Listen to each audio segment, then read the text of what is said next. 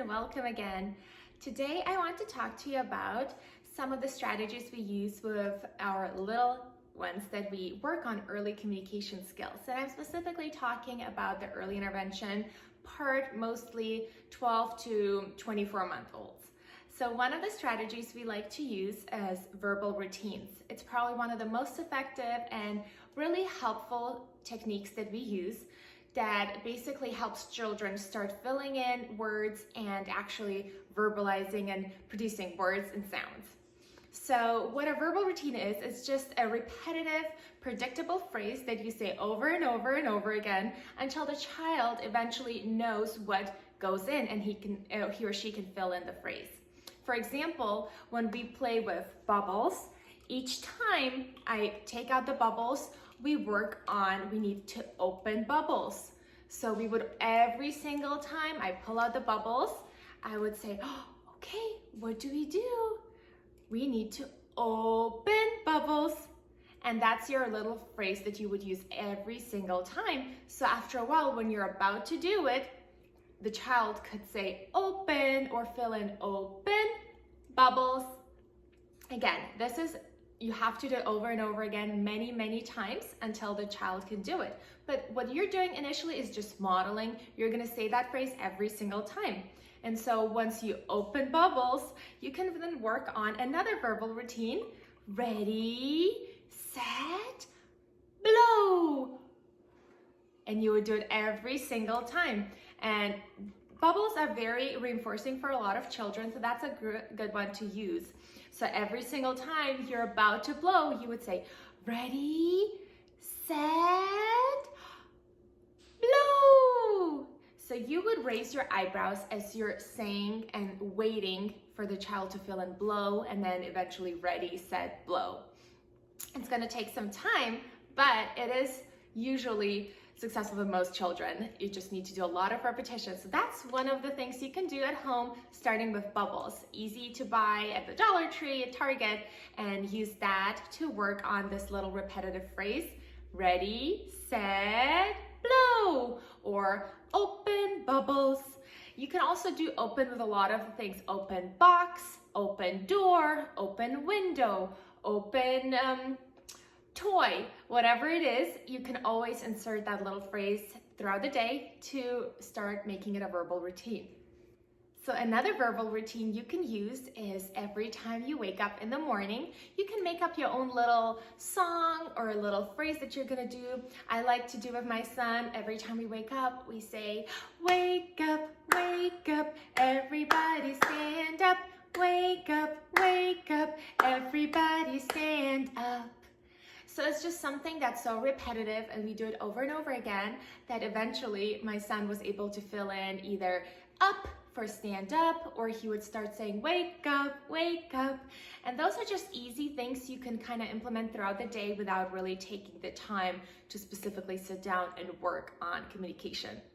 Another activity that is great for verbal routines is using wind-up toys. They are very reinforcing, they're exciting for little ones, and you can get a lot of language out of these.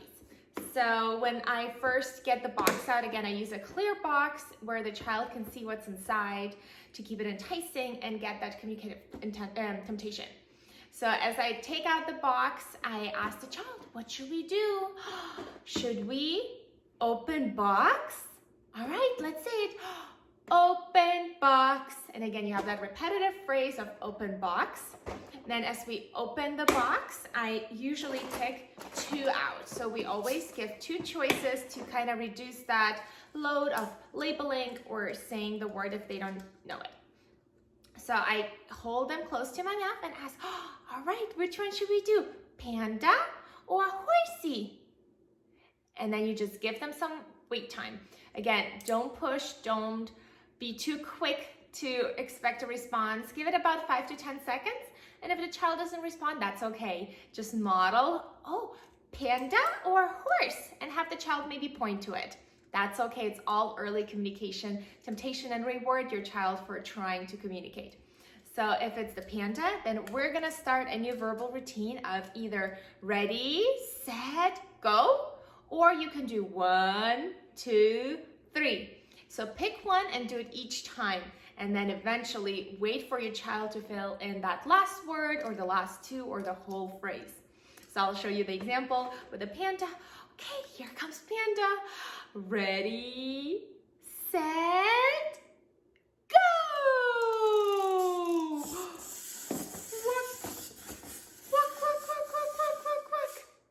And you can do silly sounds with it, whether they're walking or jumping. Just repeat that word over and over again. Or you may make a sound like whoosh, whoosh, whoosh, whoosh, or wee, wee, wee, wee. Anything that will get your child excited and motivated to verbalize.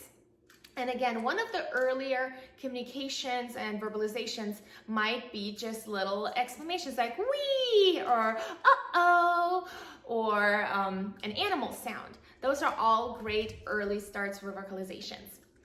So with the Windup toys, there's a lot of different ones you can find on Amazon, sometimes at Party City. I can link below also some of the packs that I have purchased before. So that's for Windup toys. So as I mentioned, working on animal sounds, the best way to work on animal sounds is using actual little play animals. And I have purchased some over the years. You can really get some at the Dollar Tree, Target. Doesn't really matter as long as you have a couple of animals and you can work on simple animal sounds, imitations, or following directions with the animals, putting them somewhere or just playing with them, imitating just simple actions or following simple directions.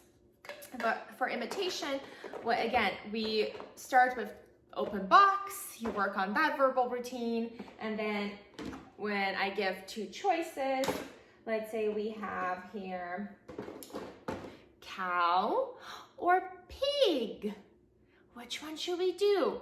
And then you can work on the sounds. Moo. Cow says moo. What does the cow say? Cow says moo. You work on the moo sound, or for the piggy, you can work on oink, oink. Piggy says oink, oink, and have the child fill that in. Oftentimes, children will do better than just asking them, what does the cow say? What does the pig say?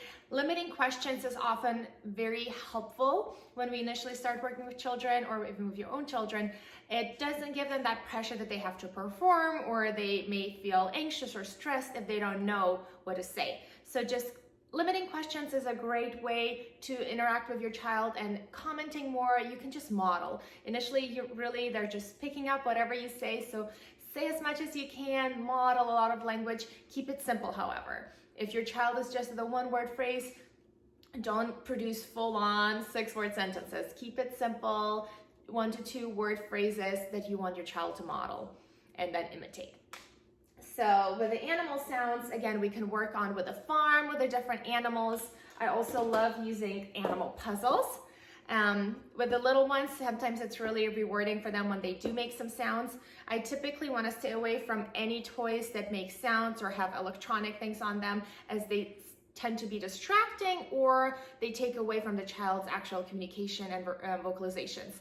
So with this one, however, with the really early ones, to just get them to engage and participate is very helpful. So again, we can work on the different animal sounds, like, oh, look, we have doggy, woof, woof, woof, woof. Where's the other woof, woof? So you can work on matching and then having the child say woof, woof. And then let's hear the doggy say woof, woof. Woof, woof, woof. And the more you just vocalize and model these different sounds, your child might start picking that up as well. So that's another tool, puzzles, whether they have sound or not. Great way to get those animal sounds in. For parents who ask me about apps, generally I do use some apps with my little ones. I do prefer to stay away and just use mostly toys to keep that social interaction going. But I do think there's some apps that are very helpful, and I would definitely limit the use of apps in general, maybe a couple of minutes if you're doing an activity between play or using it as a reinforcer. And for the apps, my favorite and go-to is Peekaboo Barn. It's a wonderful app. It's basically a barn, and you can work on open, because the child pushes to open the barn. That's a wonderful way to get them to start saying open or open door. And then there's always a new animal behind, and that's great for labeling the animal or saying the animal sound. Very good app that I would highly recommend. Also, there's a couple other apps, Farmyard, which I'll link down below, where you can just pick and select different animals to put on a farm and like make a little picture scene. And all those animals make sounds, so you can work on the sounds, talking a little bit about prepositions, where they go, or just basic phrases like put on, go here, I do. A lot of little things you can target. And while we're talking about animals and filling in with verbal routines, another great way to work on all of these is through nursery rhymes. Whether you want to do a YouTube video and have the song, or a CD, or playing it on your phone, or just singing it yourself, it's a great way to work with the little ones. Is just starting with nursery rhymes like Old MacDonald, and work on all those different animals and animal sounds as you're singing together. Just remember to slow it down and don't expect too much at the beginning. Just model, show what comes next, say all those sounds and the words, and your child will eventually imitate those as well. And for the nursery rhymes, I would say probably Old MacDonald, Baa Baa Black Sheep, Itsy Bitsy Spider's a great one. You can work on the actions like Itsy Bitsy Spider climbed up the water spout.